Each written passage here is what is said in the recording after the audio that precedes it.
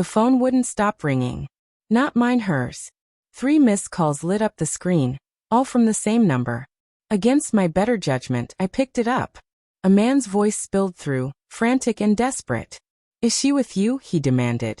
He said her flight had been delayed, that she promised she'd be there, that he couldn't bear another night without her. I didn't feel rage. My pulse didn't spike, my hands didn't tremble. The emptiness was worse than anger. I felt clarity. Cold, sharp clarity. I looked around the house I had built brick by brick, the life I had carved out for her, for us. The photographs lining the walls mocked me now, each frame a lie, each memory crumbling to dust. That was the night I disappeared. We had fought before she left. Something in me had screamed not to let her go on that business trip. My gut had roared with suspicion. But she swore on everything holy that I was being paranoid, that I was inventing ghosts. I wanted to believe her, needed to. That was mistake number 1. Mistake number 2 was loving her so deeply I brushed off the lipstick smears on receipts, the suspicious late meetings, the foreign cologne that lingered on her clothes. But that call, that was no suspicion. That was confirmation. It was the proof I never asked for but could no longer deny. In less than an hour, I stripped my life down to essentials. Papers, documents, the cash I had hidden, a single duffel bag of clothes. On the dining table, I left one final gift, divorce papers signed cold, and waiting for her. Then I closed the door on the life I thought was mine. The world didn't end. It reset.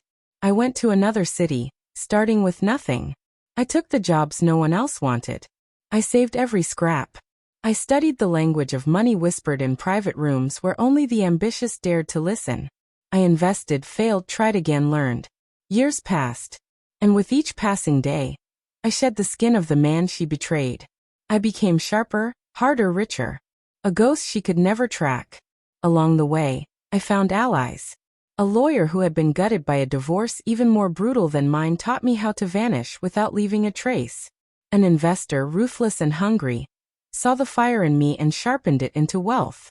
And then there was Anna, not a lover, not yet, but someone who stood with me when I was nothing but rubble. She saw me broken and didn't turn away. She became my anchor, my reflection, proof that loyalty was still real.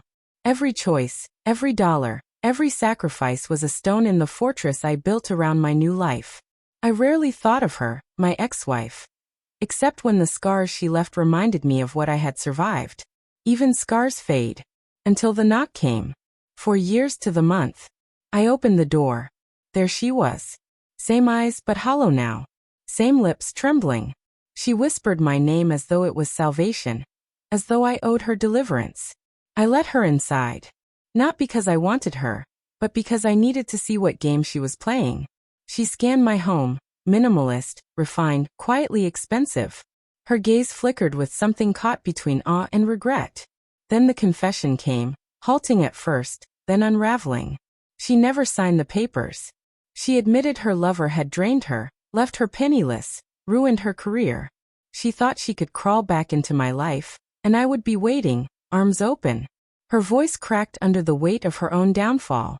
She begged for another chance. I studied her face, the one I used to kiss every morning, now foreign, now tainted. And I asked her one question. Why now? Her answer was the truth, ugly and bare. She had nothing. No home, no allies, no pride. She came because I was the last safe place she remembered. But she didn't realize, I was no longer her refuge. I was her reckoning. I walked her to the door, calm, unshaken. She grabbed my arm, her voice trembling. Please, I need you. We can start over. I leaned close enough for her to hear the ice in my whisper. The man you're looking for died the night you betrayed him. You buried him yourself. Her tears didn't move me. Her pleas didn't reach me.